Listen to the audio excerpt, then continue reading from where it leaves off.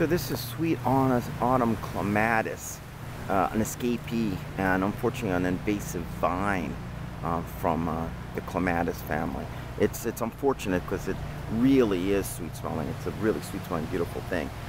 Our own native Virgin's bower is very similar, but see how this has very pointed and not toothed leaves. Our native one has toothed leaves, and that's the big difference between this and the non-native. Having said that, this vine has taken off, and it also has the sweet smell, which ours doesn't really have a great deal amount of smell to it.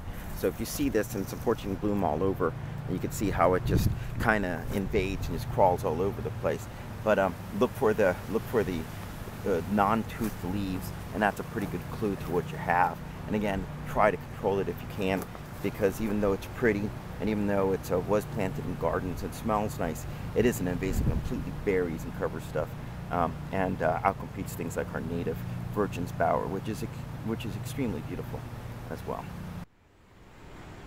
So this is our native Virgin's bower. This one, it's very unfortunate that it doesn't get very much sun. It's just a little hole in the canopy, so it doesn't get enough sun to bloom, because it's beautiful, Virgin's bower. But I did want to point out though how you can identify it via the leaves. See how these leaves are toothed?